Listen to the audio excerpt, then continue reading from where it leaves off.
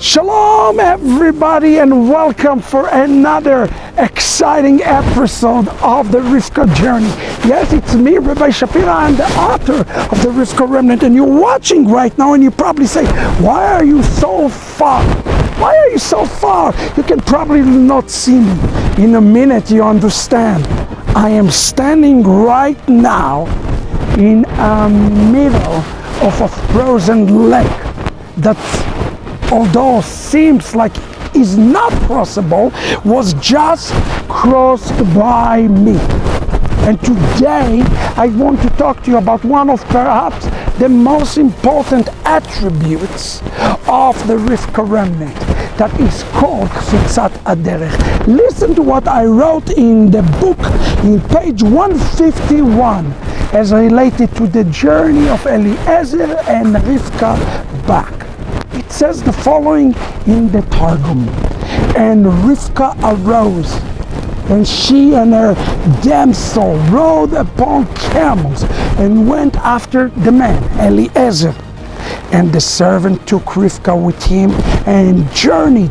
And as she was shortened to him in his journey to Padam Aram, so it was shortened to him in his return, that in one day he went in and went out. He returned in one day. Brothers and sisters, the Rivka journey have been a supernatural journey because of her ability to say yes and amen to God.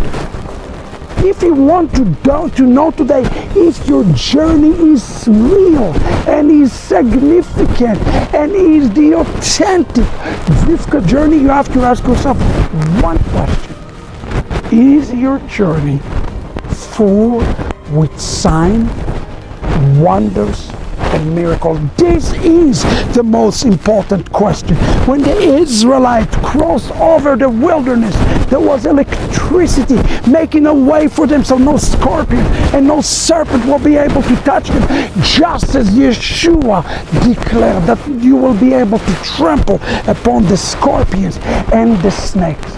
Listen to what the Ramchal is telling us in the bottom of page 151. As soon as Eliezer began his journey, when God provided him incredible miracle. What was the miracle? It is called in Hebrew Kefitsat HaDerech, allowing to Eliezer to traverse a great distance in a short period of time. Eliezer, being a wise man, understood that God does not do a miracle in a partial way, and he realized that, and he began in the miracle of spiritual leaping, called in Hebrew Kefitsat HaDerech, the leaping over, the jumping over, just as it says in the Song of Songs, jump from one height to another height. Today the question should not be how much Torah one observe, how little and how much, but rather, does he seize the power of the living God manifest in a supernatural way into his life?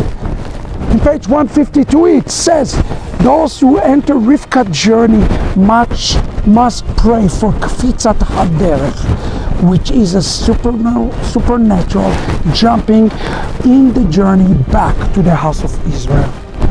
Your journey to the house of Israel could be very, very long or cumbersome, or can be very, very, very short, filled with the power of God.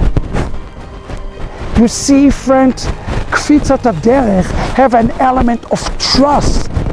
And also Rivka had to be brave in this, just as I had to be brave today in walking over. This idea of crossing over is the word Hebrew. Rivka became Hebrew before meeting Itzhak, because she crossed over. Today your job is to cross over, not by might, not by power, but by the Spirit. This is This is the Rivka journey. It's a supernatural journey where God shortened times, shortened seasons, make a supernatural, narrow, yet straight paths for you. So I want you to know something, that part of being the Rivka remnant means that you, even in frozen lakes like this, will be able to cross over and to thrive and to succeed in reaching the other side. Don't lose your way across this journey. Rely on His power to be able to lead you and even shorten the time and the season in this journey. Many of you say, well, I never grew up in this. Well, friend, I have good news for you.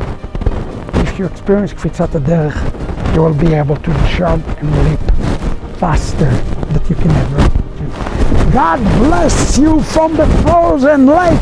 Let us cross over without fear in a great faith together in the name of our Messiah.